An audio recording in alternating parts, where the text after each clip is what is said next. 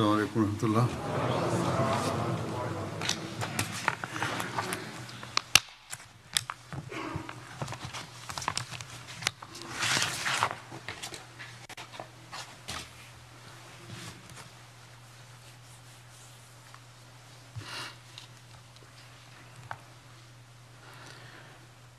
أشهد أن لا إله إلا الله وحده لا شريك له وأشهد أن محمدا عبده ورسوله أما بعد فأعوذ بالله من الشيطان الرجيم بسم الله الرحمن الرحيم الحمد لله رب العالمين الرحمن الرحيم مالك يوم الدين إياك نعبد وإياك نستعين اهدنا الصراط المستقيم صراط الذين أنعمت عليهم غير المغضوب عليهم ولا الضالين.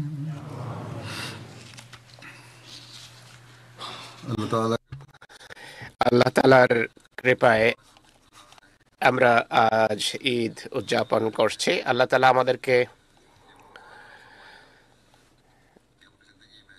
আমাদের জীবনে আরেকটি ঈদ দেখার, আরেকটি ঈদ উপভোগ করার সুযোগ দিয়েছেন।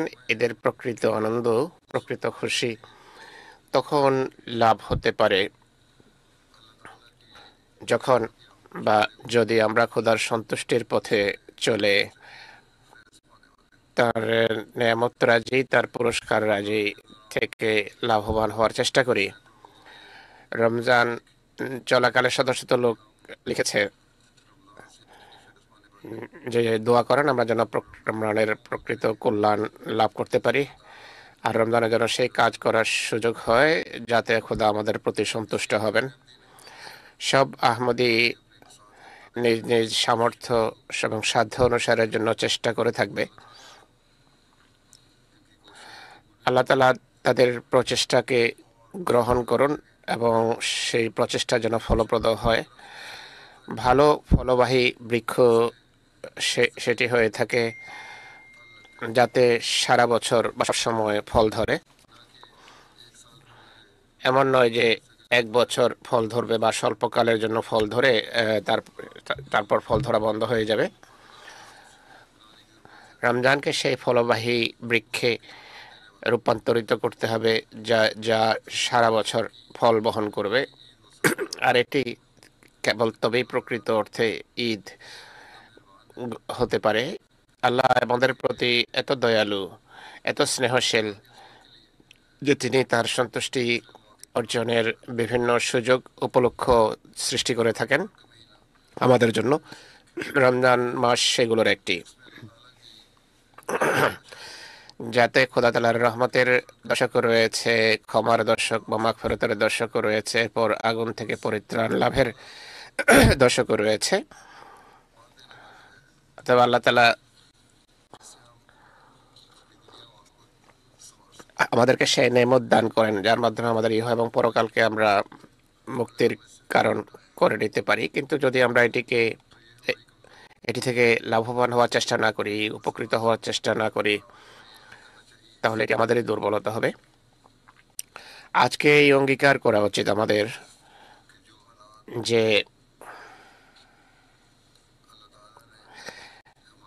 আল্লাহ তাআলা আমাদের মঙ্গল এবং কল্যাণের জন্য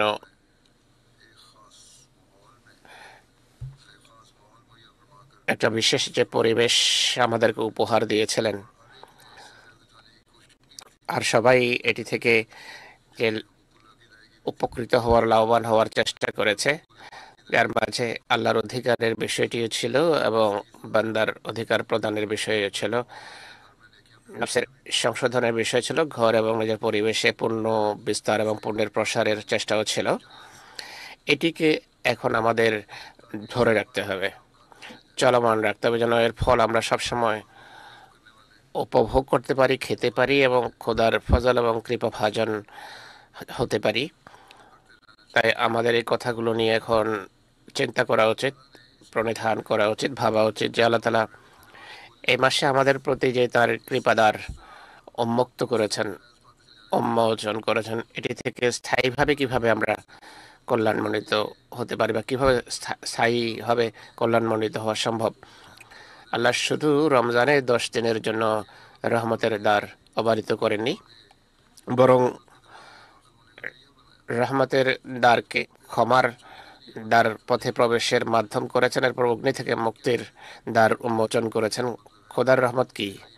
রহমতের অর্থ হলো পরম দয়া, পরম সহমর্মিতা, পরম সহানুভূতির পূর্ণ ব্যবহার এবং সহানুভূতিপূর্ণ আবেগ, পরম কোমল আচরণ, কোমল ব্যবহার, অনেক বেশি সাহায্য করা এবং উপকার করা। এই হলো রেহেম শব্দের অর্থ।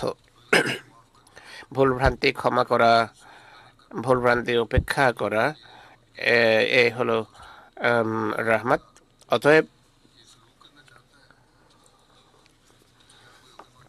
আল্লাহ যেখানে এমন দয়া প্রদর্শন করতে চান, সেখানে কি কেউ এমন কোনো বুদ্ধিমান আছে যে বলবে যে আমার এসব ব্যবহারের কোনো প্রয়োজন নেই, বা শুধু 10 দিনের জন্য বা 1 মাসের জন্য আমি আল্লাহর এমন ব্যবহারের মুখাপেক্ষী, এর বেশি নয়। এই কথা কোনো বুদ্ধিমান মানুষ বলবে না, বরং মানুষ চাইবে যে আমার সাথে স্থায়ী খোদার এই আচরণ স্থায়ী হোক।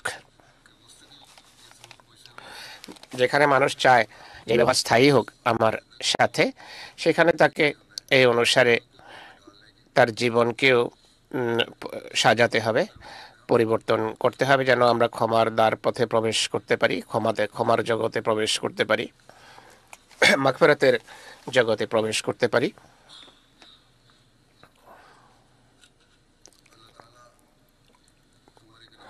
আল্লাহ তাআলা আমাদের পাপকে যেন ঢেকে দেন, আমাদের ক্ষমা করেন, আমাদেরকে তার নিরাপত্তার বেষ্টনীতে স্থান দিয়ে পাপের শাস্তি থেকে মুক্ত করেন। এটি তখনই সম্ভব হবে যদি খোদার নির্দেশ মেনে পাপ থেকে বাঁচার আমরা স্থায়ী চেষ্টা করি, পূর্ণ কর্ম করার বা নেকি করার স্থায়ীভাবে চেষ্টা করি, পরস্পরের অধিকার প্রদানের স্থায়ীভাবে চেষ্টা করে যাই। অধিকার প্রদান না করাও পাপ। তাই সূক্ষ্ম দৃষ্টিকোণ থেকে আত্মজিজ্ঞাসা করতে হবে আমাদেরকে। যদি এমনটি করি আমরা, তাহলে মানুষ আগুন থেকে মুক্তি লাভ করে। और आखिरत की आग से भी। ইহকালীন আগ থেকে রক্ষা পায় আর পারলৌকিক আগুন থেকে রক্ষা পায়। প্রত্যেক সেই কাজ এড়িয়ে চলতে হবে যা শয়তানি কাজ। শয়তানি আমাদেরকে ইহ এবং পারলৌকিক আগুনে ঠেলে দেয়। এটি থেকে বাঁচার জন্য, যেখানে খোদার আশ্রয় এবং নিরাপত্তা বেষ্টনীতে স্থান পাওয়ার জন্য অনেক বেশি ইস্তেগফার করতে হবে আমাদেরকে, সেখানে আমাদের আমল এবং আমাদের কর্ম এই দৃষ্টিকোণ থেকে করতে হবে বা সাজাতে হবে, যে দৃষ্টিকোণ থেকে করার বা সাজানোর খোদা নির্দেশ দিয়েছেন। আমাদের ঈমানকেও মজবুত করতে হবে, দৃঢ় করতে হবে, এবং কর্ম এবং আমল এবং আমাদের কাজকেও বিশ্লেষণ করতে হবে। এক মুমিনের জন্য এক মুমিনের সবচেয়ে বড় কাজ হলো ঈমানের ক্ষেত্রে প্রতিনিয়ত উন্নতি করা আর ঈমানকে দৃঢ় থেকে দৃঢ়তর করার চেষ্টা অব্যাহত রাখা। একইভাবে নেক কর্ম করে, সৎকর্ম করে নিজের আমলকে তার সাজানো উচিত, সজ্জিত করা উচিত, যেন খোদার কৃপাভাজন হতে পারে। বর্তমানে পৃথিবীতে বিরাজমান যে অবস্থা রয়েছে, এমন পরিস্থিতিতে আমাদের বিশেষভাবে খোদার নির্দেশ অনুসারে চলে তার তার সাথে নৈকট্য বৃদ্ধির জন্য সকল চেষ্টা করা উচিত, তার নৈকট্য লাভের সকল চেষ্টা করা উচিত। সকল প্রকার অগ্নি পৃথিবীকে ঘিরে রেখেছে। এমন পরিস্থিতিতে আগুন থেকে মুক্তি লাভের জন্য আল্লাহ তাআলার কাছে আল্লাহ তাআলাকে অনেক বেশি ভালোবাসা উচিত, আল্লাহর সাথে ভালোবাসার সম্পর্ক রচনা করা উচিত। এটি যুগ ইমামের নসিহত, আর তিনি এই কথাই বলেছেন। তাই একজন আহমদের এদিকে অনেক বেশি মনোযোগ দেওয়া উচিত। ঈদের দিন কেবল ঈদের আনন্দে মাতবেন না বা মেতে উঠবেন না, তা আজকে জিক্রে এলাহি এবং ইস্তেগফারের দিকে অনেক বেশি মনোযোগ নিবদ্ধ করতে হবে। আজকে আমরা এখানে ঈদ উদযাপন করছি, কিন্তু এমন মানুষও আছে যাদের জন্য শয়তান পৃথিবীকে সংকীর্ণ করে রেখেছে। তাদের ঘর তো দূরের কথা, মাথার উপর ছাদ তো দূরের কথা, অন্য পর্যাপ্ত নেই। এমন অবস্থায় আল্লাহর প্রতি কৃতজ্ঞ হন, ইস্তেগফারও করুন, আর সেখানে এসব বঞ্চিত জনসাধারণকে দোয়ায় স্মরণ রাখুন। আল্লাহ যেন তাদের জন্য জীবন সহজ করেন, এই সহজ সাধ্যতা সৃষ্টি করেন, তাদেরকেও খোদায় আগুন থেকে যেন মুক্তি দেন। আল্লাহ তাআলা মানবতার প্রতি করুণা করুন, দয়া করুন। একইভাবে আজকের নেক কাজে, পুণ্যকর্মে একটি বড় নেকি হবে তাদের জন্য। দাতব্য প্রতিষ্ঠানগুলোতে আপনারা আর্থিক সাহায্য করুন। আল্লাহ যেন পেট ভরে তাদের খাওয়ার সুযোগ সৃষ্টি করেন, ঈদের সুযোগ সৃষ্টি করেন। শুধু ফিলিস্তিনের কষ্ট দূর করাই নয়, বরং সার্বিকভাবে পৃথিবীতে যারাই ক্ষুধার ক্ষুধায় ক্ষুধায় জর্জরিত, আর পরাশক্তিগুলো শুধু তখন তাদের সাহায্য করে যখন তারা তাদেরকে প্রভু হিসেবে স্বীকার করে, বা এই কথা স্বীকার করে যে আমরা এরাই পালছে, আমাদেরকে এরাই লালন পালন করছে। এমন লোকদের জন্য সহানুভূতির চেতনা, প্রেরণা নিয়ে, দয়া এবং ভালোবাসার চেতনা নিয়ে তাদের এমন লোকদের সাহায্য করা উচিত। তাদের চেহারায় আনন্দের ছাপ দেখে হৃদয়ে যে প্রশান্তি লাভ করে, সেটি ঈদের প্রকৃত আনন্দ, সেটি ঈদের প্রকৃত খুশি। তো এদিকে আমাদের বিশেষভাবে মনোযোগ নিবদ্ধ করা উচিত। হযরত খলিফাতুল মসিহ আউয়াল রাদিয়াল্লাহু আনহু একবার রব্বুল আলামিন এবং তাকওয়ার বিষয়টি ব্যাখ্যা করতে গিয়ে খুব সুন্দর কথা বলেছেন। এবং যেভাবে আল্লাহ তাআলা সৃষ্টির প্রতি কৃপা করেন, সৃষ্টিকে যেভাবে স্নেহ এবং ভালোবাসার দৃষ্টিতে দেখেন, তোমরাও তার সৃষ্টির প্রতি সত্যিকার ভালোবাসা প্রদর্শন করো, সত্যিকার স্নেহ প্রদর্শন করো, দয়া এবং সহমর্মিতার চেতনা এবং প্রেরণা সমৃদ্ধ আচরণ করো। আল্লাহ তাআলার বৈশিষ্ট্য হলো পাপাচারী এবং উদাসীনরাও খোদার রুবুবিয়ত বা প্রতিপালন বৈশিষ্ট্য থেকে অংশ পায়।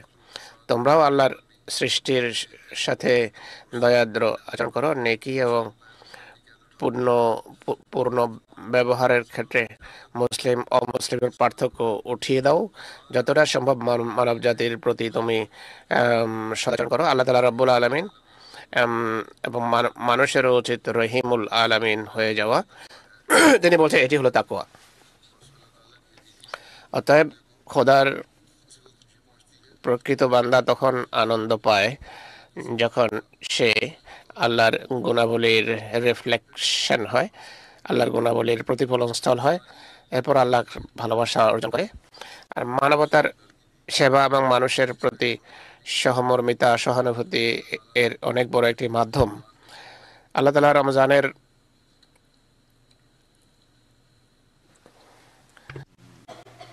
रहम और हमदर्दी दिखाकर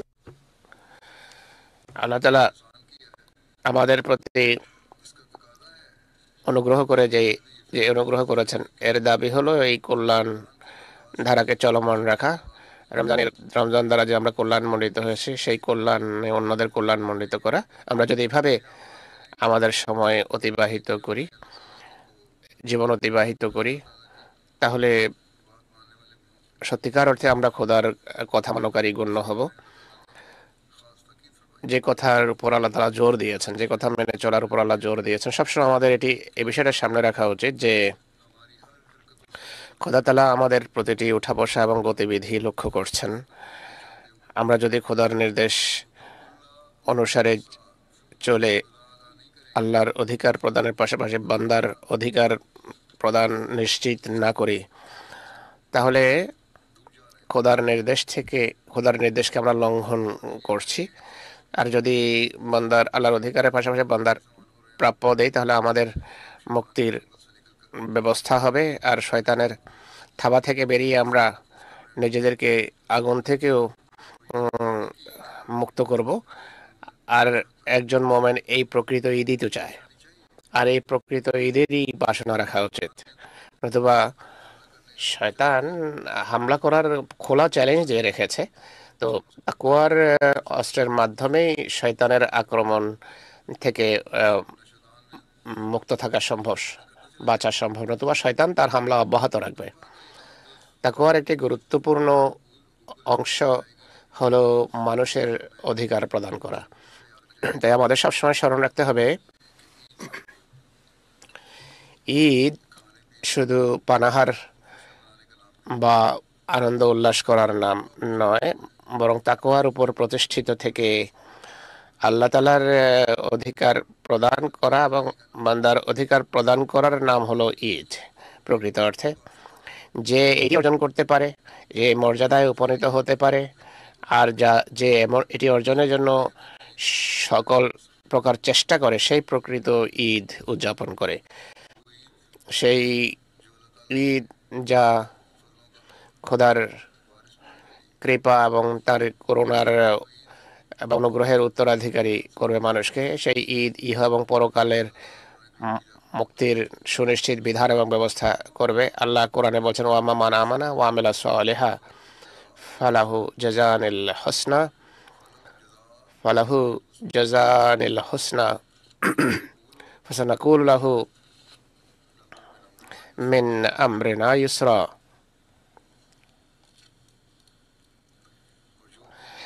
যেই ঈমান এনেছে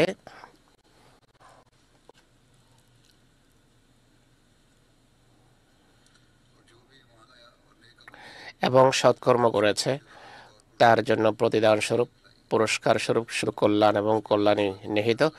আমরা তার জন্য সবকিছু সহজ করে দেব। হোসনা শব্দের অর্থ হলো সর্বোত্তম জিনিস, সর্বোত্তম পরিণাম, জান্নাত এবং সাফল্য। এটি হলো হোসনা শব্দের অর্থ। এগুলো হলো সেই আকর্ষণীয় পুরস্কার। কারো যদি এগুলো লাভ হয়ে যায়, তার এর চেয়ে বড় ঈদ আর কি হবে। যার জন্য খোদা সহজ করার সিদ্ধান্ত নেন, জীবন সহজ করার সিদ্ধান্ত নেন, তার আর কি চাই। কিন্তু ঈমানের দৃঢ়তা এবং নেক কাজকে আল্লাহ তাআলা এর জন্য শর্ত নির্ধারণ করেছেন। আর এটি সামান্য ঈমানের কথা বলা হয়নি, বরং এমন দৃঢ় ঈমানের কথা বলা হয়েছে যে ঈমান কোনোভাবে দোদুল্যমান হয় না। যদি এই দৃঢ় বিশ্বাস জন্মে যে খোদা আমার প্রতিটি কাজ লক্ষ্য করছেন, প্রতিটি গতিবিধি লক্ষ্য করছেন, যদি এই দৃঢ় বিশ্বাস থাকে যে খোদা আমার প্রতিটি কাজের উপর খোদার দৃষ্টি রয়েছে, আমার প্রতিটি কথা তিনি শুনছেন, তাহলে মানুষ উভয় প্রকার অধিকার খোদার সন্তুষ্টির জন্য আদায় করবে। অর্থাৎ মানুষের অধিকারও দেবে আর আল্লাহর প্রাপ্য প্রদান করবে। এতে কোনো প্রকার লোক দেখানো কাজ লুকায়িত থাকতে পারে না। তো প্রতিটি কাজ যদি খোদার সন্তুষ্টির জন্য মানুষ করে থাকে, তাহলে এমন মানুষের দোয়া গৃহীত হয় আর আল্লাহর নৈকট্য লাভ হয়।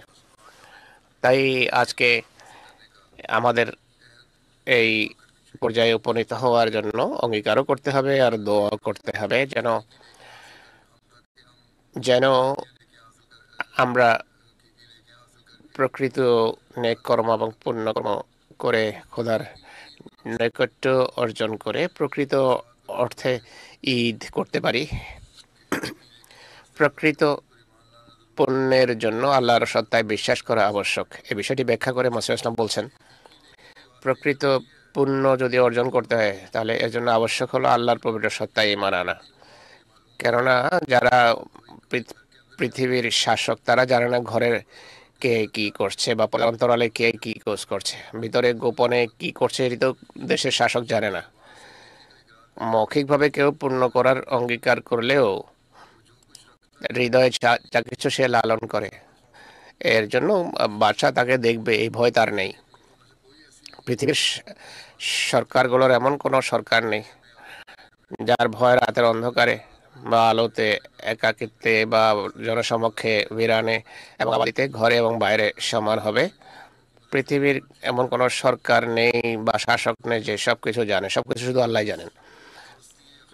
তাই চরিত্রের সংশোধনের জন্য এমন সত্তায় ঈমান আনা আবশ্যক যিনি সর্বাবস্থায় সকল মুহূর্তে তার নিগ্রাণ, তার কর্ম, কথা, তার বক্ষে অন্তর্নিহিত বিষয়াদির উপর দৃষ্টি রাখে। কর্মের সংশোধনের জন্য এটি আবশ্যক। এই ঈমান থাকতে হবে যে আল্লাহ সেই সত্তা যিনি প্রতিটি মুহূর্ত ভেতরে বাইরে, গোপনে, প্রকাশ্যে, বাজারে, ঘরে সবসময় আমাদের দেখছেন এবং আমাদের প্রতিটি কাজের উপর তার দৃষ্টি রয়েছে। প্রত্যেক মোমেনের হৃদয়ে সবসময় এই বিশ্বাস থাকা উচিত, আমার প্রতিটি কথা এবং কর্ম খোদার দৃষ্টিতে রয়েছে, তিনি দেখছেন, লক্ষ্য করছেন, তিনি জানেন। কোনো কিছুই তার দৃষ্টির আড়ালে নয়। যদি এই বিশ্বাস জন্মে, ঈমান যদি সৃষ্টি হয়, তাহলে মানুষ শয়তানের থাবা থেকে সম্পূর্ণভাবে পরিত্রাণ পায়, মুক্তি লাভ করে এবং খোদার নিরাপত্তা বেষ্টনীতে এসে যায়।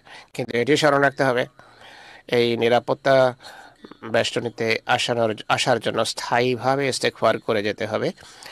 আর এই কারণে এই কল্যাণ ধারা কখনো ফুরাবে না। আর এটি স্থায়ী ঈদের ঈদের সুযোগ নিয়ে আসে।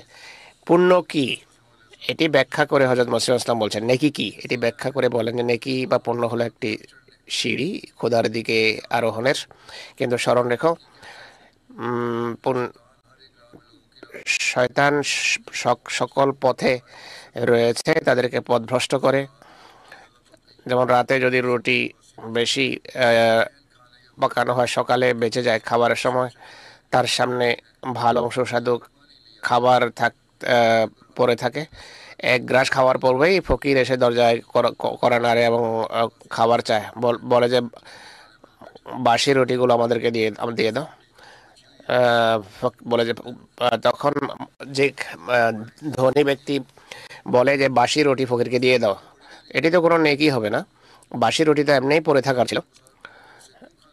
বিলাসী ব্যক্তি যে যার ঘরে সকল প্রকার নেয়ামত রয়েছে, তার বাসি রুটি খাওয়ার কোনো প্রয়োজন নেই, রুটি তো এমনি পড়ে, বাসি রুটি এমনি পড়ে থাকবে। এটি ফকিরকে দিয়ে দেয়া বাসি রুটি, এটি কোনো নেকি নয়। আল্লাহ তাআলা বলছেন, ওয়ায়ুতঈমুনা আত-তাআমা আলা হুব্বিহি মিসকিনাম ওয়া ইয়াতীমান ওয়া আসীরা। তারা খাবারের চাহিদা থাকা সত্ত্বেও মিসকিন এতিমদেরকে এসে খাবার খাইয়ে দেয়। তিনি বলেন এটি স্মরণ রাখা উচিত, তাম বলা হয় যে সেই খাবারকে, যেই খাবার পছন্দনীয় হয়, যে খাবার মানুষের পছন্দনীয় সেটিকেই তাম বলে। পচা খাবার, বাসি খাবারকে তাম বলা হয় না, সেটি তাম নয়। বস্তুত সেই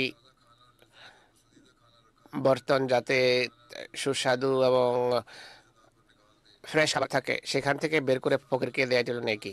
তাজা খাবার থেকে বের করে দাও ফকির যখন চায়, এটি হবে নেকি বা এটি হবে পুণ্য। এই পুণ্যই খোদা তাআলার নৈকট্যে ধন্য করে। যদি মানুষ যদি এই বিষয়টা বোঝে, তাহলে এই বিষয় সম্পর্কে যদি লাভ হয়, তাহলে গরিবকে সাহায্য করে মানুষের যে আনন্দ হয়, সেই আনন্দের কোনো সীমা থাকে না, সীমাহীন আনন্দ লাভ করে নেকির এই বিষয়টা যদি কেউ বুঝে। আমরা ভাবতেই পারবো না যে পৃথিবীতে ক্ষুধার কি চিত্র। সুদানে মানুষ কাপড় বিক্রি করে একবেলার খাবার খাচ্ছে, কেউ ট্রাউজার বিক্রি করেছে, কেউ গেঞ্জি বিক্রি করে দিয়েছে। একে বলো যে গেঞ্জি বিক্রি করে দাও বা আর খাবার কেনা। ফিলিস্তিনে যত ক্যালোরির দরকার 10 ভাগের 1 ভাগ ক্যালোরিও তারা পাচ্ছে না। এটি তাদের অবস্থা, যারা কিছুটা খাবার পাচ্ছে। যারা ক্ষুধায় মারা যাচ্ছে তারা এর বাইরে। অতএব এমন পরিস্থিতিতে পুণ্য এবং নেকি আর ঈদের আনন্দ উদযাপন করতে গিয়ে গরিবদের সবসময় স্মরণ রাখবেন, এটি প্রকৃত ঈদ। এরপর তিনি বলছেন, বেকার এবং বাজে জিনিস খরচ করে কেউ নেকি করার দাবি করতে পারে না। নেকির দ্বার অত্যন্ত সংকীর্ণ, তাই এই বিষয়টা মাথায় গেঁথে নিন যে বাজে বা অকর্মণ্য জিনিস খরচ করে কেউ এই পথে প্রবেশ করতে পারে না, কারণ কোরআন শরীফে আছে যে লান তানালুল বিররা হাত্তা তুনফিকু মিম্মা তুহিব্বুন, যতক্ষণ প্রিয় থেকে প্রিয়তর জিনিস খরচ না করবে ততক্ষণ প্রেমাস্পদ হতে পারবে না, খোদার প্রিয় ভাজন হতে পারবে না। যদি কষ্ট সহ্য করার জন্য প্রস্তুত না হও, প্রকৃত পুণ্য অবলম্বন করতে না চাও, তাহলে সাফল্য কিভাবে লাভ হতে পারে, সফল কিভাবে হতে পারো? নেকি বা পূর্ণ করার জন্য কষ্ট সইতে হয়, ত্যাগ স্বীকার করতে হয়। যদি এর জন্য প্রস্তুত না হও, তাহলে আম, অন্য সফল হতে পারবে না, উন্নতির সিঁড়ি পারাতে পারবে না। তাই প্রকৃত ঈদ এবং প্রকৃত পণ্যের জন্য অন্যের খাতিরে কষ্ট সহ্য করা আবশ্যক। এটি অন্যকে সত্যিকার অর্থে আনন্দিত করার মাধ্যম বা উপায়। আরেক জায়গায় বলেন যে ইনসানের জন্য দুটো কথা আবশ্যক, একটি হলো পাপ এড়িয়ে চলা, অপরটি হলো পুণ্যের দিকে দ্রুত অগ্রসর হওয়া। শুধু পাপ থেকে দূরে থাকা এটি নেকি নয়, বরং পুণ্যের দিকে ছুটে যাওয়া, নেকি বা পুণ্য সন্ধান করা, এটি জরুরি, এটি গুরুত্বপূর্ণ কাজ। পুণ্যেরও দুটো দিক আছে, পুণ্যের বা নেকিরও দুটো দিক আছে, একটি হলো পাপ পরিহার আর অন্যটি হলো অন্যের কল্যাণ সাধন। একটি হলো দুষ্কৃতি পরিহার করা, অন্যায় পরিহার করা, আর অপরটি হলো অন্যের উপকার করা। শুধু দুষ্কৃতি পরিহার করে কেউ কামেল হতে পারে না যতক্ষণ পর্যন্ত অন্যের উপকার বা কল্যাণ সাধন না করবে। এটি থেকে বোঝা যায় যে কত বড় পরিবর্তন আনা দরকার নিজের মাঝে। এই পদমর্যাদা যদি এই পদমর্যাদা তখন অর্জন হয় যদি আল্লাহর গুণাবলীতে বিশ্বাস থাকে। আল্লাহর গুণাবলীতে যদি বিশ্বাস না থাকে, মানুষ পাপ এড়িয়ে চলতে পারে না। অন্যের উপকার করা তো অনেক বড় বিষয়। বাদশাদের প্রতাপ এবং ভারতের আইনকেও মানুষ কিছুটা ভয় করে। অনেকেই এমন আছে যারা আইনের বিরুদ্ধে চলে না। তা প্রশ্ন হলো, খোদা তাআলার নির্দেশ লঙ্ঘনের ধৃষ্টতা কেন দেখায়? দুনিয়ার আইনকে ভয় করে, আল্লাহর আইনকে ভয় করে না, আল্লাহর আইনকে বৃদ্ধাঙ্গুলি দেখায়। এর অন্য কোনো কারণ থাকতে পারে কি এছাড়া যে আল্লাহর সত্তায় ঈমান নেই, অর্থাৎ আল্লাহর সত্তায় ঈমান দুর্বল, এই কারণে মানুষ আল্লাহর নির্দেশকে বৃদ্ধাঙ্গুলি দেখায়, আল্লাহর নির্দেশ লঙ্ঘন করে, মন্দ কাজ করে। তাই যারা ঈমান আনয়নকারী তাদের বিশেষত্ব হলো তারা অন্যদের উপকার করবে, আর এটি পুণ্যকর্ম গণ্য হয়, যার জন্য খোদা তাআলা পুরস্কৃত করেন। এরপর তিনি বলছেন, মানুষ যত নেক কাজ করে তার দুটো অংশ রয়েছে, একটি হলো ফরজ কাজ, অন্য নেকি হলো নফল। ফরজ নেকি সেগুলো যা আবশ্যক করা হয়েছে, যেমন কারো ঋণ পরিশোধ করা, কারো কাছ থেকে ঋণ নিলে ঋণ পরিশোধ করা আবশ্যক। এ কথা বিশেষভাবে স্মরণ রাখতে হবে আমাদেরকে। বা কেউ আপনার সাথে নেকি করেছে, তার তার তার প্রতিদান স্বরূপ তার সাথে নেকি করো। এটি কোনো এহসান বা অনুগ্রহ নয় এমন ব্যক্তির প্রতি, বরং যে আপনার সাথে ভালো ব্যবহার করেছে তার সাথে ভালো ব্যবহার করা এটি তোমার জন্য আবশ্যক। এই ফরজের পাশাপাশি প্রত্যেক ফরজ কাজের সাথে নেকিও হয়ে থাকে, অর্থাৎ অতিরিক্ত নেক কর্ম করা, যেমন অনুগ্রহের বিপরীতে এহসান ছাড়াও অতিরিক্ত সদয় আচরণ করা, এটি হলো নফল। এগুলো ফরজের পরিশিষ্ট, ফরজকে পূর্ণতা দেয়। এগুলো নেকি ফরজ কাজে পূর্ণতা লাভ করে নফলের মাধ্যমে, আর ফরজ কাজের মান উন্নত হয় নফলের মাধ্যমে। এটি ঈমান বৃদ্ধির কারণ হয়। আর এটি খোদা তাআলার নৈকট্য অর্জনের মাধ্যম হয়। তো এটি যদি হয় তাহলে এটি প্রকৃত ঈদ। মানুষের এই কথাও বর্ণনা করা আবশ্যক যে কিছু লোক বাইরে খুব ভালো আচার আচরণ প্রদর্শন করে, গরিবদের জন্য, জামাতের জন্য আর্থিক ব্যয় করে, কিন্তু ঘরে নিজেদের পরিবারে তারা অশান্তি সৃষ্টি করে রাখে। তাদের কঠোর আচরণের কারণে এমন লোকদেরকে স্মরণ রাখা উচিত যারা এমন আচরণ করে। তাদের কঠোরতার কারণে ঘরে অশান্তি বিরাজ করে, এমন লোকদের স্মরণ রাখা উচিত। এমন আচরণ তাদের নেক কর্মকে নষ্ট করে। স্ত্রী সন্তানের প্রতি যত্নবান হওয়া, রক্ত সম্পর্কের আত্মীয়দের প্রতি যত্নবান হওয়া, বাচ্চাদের প্রতি সদয় হওয়া, প্রতিবেশীর প্রতি দয়াদ্র হওয়া, এগুলো খুবই গুরুত্বপূর্ণ কাজ। আল্লাহ এবং তার রসুল সাল্লাল্লাহু আলাইহি ওয়াসাল্লাম এই সম্পর্কে বিশেষভাবে নসিহত করেছেন। তো আমি এখন যেভাবে বললাম যে খোদা তাআলা মানুষের হৃদয়ে কি বিরাজমান তা জানেন। দেখেন, মানুষকে এই দৃষ্টিকোণ থেকেও নিজের আচরণকে বিশ্লেষণ করা উচিত। এইসব নেক কর্ম যদি করে তাহলে রমজান থেকে প্রকৃত অর্থে লাভবান হবে, ঈদের প্রকৃত আনন্দ লাভ করতে পারবে মানুষ। আল্লাহ তাআলা আমাদেরকে তৌফিক দেন আমরা যেন ঈমানে দৃঢ়তা লাভ করতে পারি, আর সেই নেক কর্ম সুন্দর কাজ যেন আমরা করতে পারি, এবং এই কাজ যেন সবসময় আমাদের বৈশিষ্ট্য হয়, যা খোদার কৃপা এবং খোদার নৈকট্যে আমাদেরকে ধন্য করবে। আর খোদার স্নেহ দৃষ্টি, কৃপা দৃষ্টি, সবসময় আমাদের উপর যেন থাকে, আমরা যেন তার ক্ষমার চাদরে সবসময় আবৃত থাকি। আর আমরা যেন সবসময় শয়তান এবং শয়তানের প্রজ্বলিত অগ্নি থেকে নিরাপদ থাকি। আপনাদের সবাইকে ঈদের শুভেচ্ছা। পৃথিবীতে বসবাসকারী সকল আহমদীদেরকে ঈদের শুভেচ্ছা জানাচ্ছি। দোয়ায় পাকিস্তানের আহমদীদেরও স্মরণ রাখবেন। খোদার পথে যারা বন্দী আসিরানি রাহেমুল্লাহ তাদেরকে স্মরণ রাখবেন। পাকিস্তানের আহমদীরা ক্রমাগত পরীক্ষার মধ্য দিয়ে অতিবাহিত হচ্ছে, তা সত্ত্বেও আল্লাহর কৃপায় তারা নিজেদের ঈমান সুরক্ষিত রাখার চেষ্টা করছেন। আল্লাহ তাদের হেফাজত করুন। বন্দীদের অচিরে মুক্তির জন্য দোয়া করুন। ইয়েমেনের বন্দীদের মুক্তির জন্য দোয়া করুন। অনেক সমস্যায় জর্জরিত তারা। পৃথিবীর যে কোনো দেশে আহমদিয়তের কারণে বা যে কোনো কারণে যারা যে আহমদেরা সমস্যা কবলিত, আর প্রত্যেক নির্যাতিত এবং নিরীহ লোকের জন্য দোয়া করুন। আহমদী শহীদদের পরিবারের জন্য দোয়া করুন। বুরকিনা ফাসোর শহীদদেরকে বেশিরভাগ দোয়ায় স্মরণ রাখবেন, তাদের পরিবার পরিজনকে দোয়ায় স্মরণ রাখবেন। আজকাল বুরকিনা ফাসোর আহমদীদের উপর শত্রুর নোংরা দৃষ্টি রয়েছে, বিশেষ করে ডোরি অঞ্চলে, যেখানে 8 জন শহীদ হয়েছিলেন। যেখানে জামাত এক জায়গায় আহমদীদের সমবেত করেছে, এটা কলোনি রয়েছে, শত্রু সেখানে দুষ্কৃতির ষড়যন্ত্র করছে। কিছু সন্দেহভাজন লোক সেখানে আসা যাওয়া করছে। আল্লাহ তাআলা তাদের দুষ্কৃতি অনিষ্ট থেকে তাদের হেফাজত করুন। রমজানে আর্থিক কোরবানি যারা করেছে তাদেরকেও দোয়ায় স্মরণ রাখবেন। আল্লাহ তাআলা তাদের ধন এবং জনসম্পদে অশেষ বরকত দেন। উম্মতে মুসলিমার জন্য দোয়া করুন। আল্লাহ তাআলা তাদের যে ভেদাভেদ দলাদলি রয়েছে সেটি দূর করে তাদেরকে ঐক্যবদ্ধ করুন। তারা যেন নিজেদের অধিকার সংরক্ষণ করতে শিখে, ফিলিস্তিনিদের তাদের অধিকার দেওয়ার জন্য চেষ্টা করতে পারে, তারা অন্যায়ের বিরুদ্ধে যেন আওয়াজ উত্তোলন করতে পারে, সরব হতে পারে অন্যায়ের বিরুদ্ধে। তারা এই দোয়া করুন।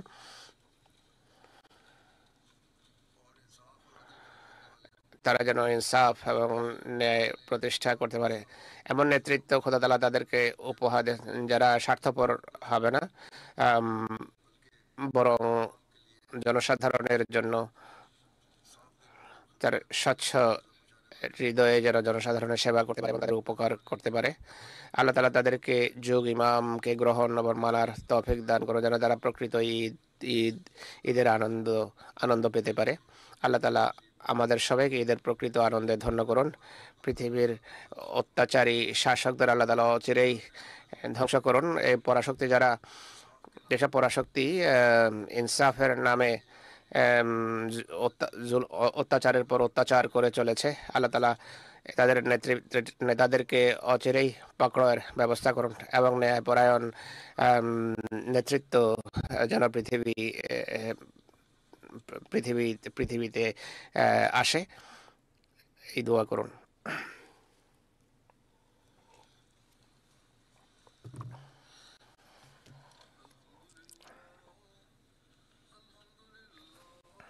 نحمده ونستعينه ونستغفره ونؤمن به ونتوكل عليه ونعوذ بالله من شرور أنفسنا ومن سيئات أعمالنا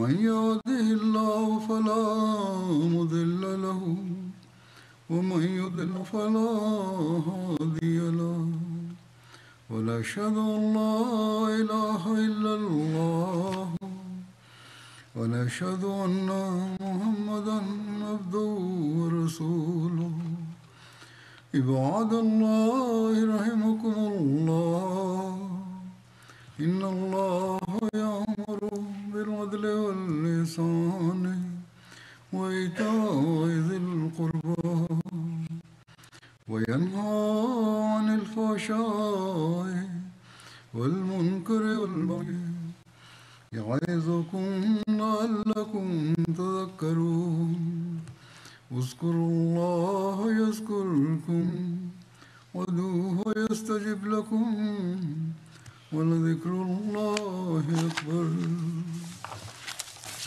अब दुआ कर लें.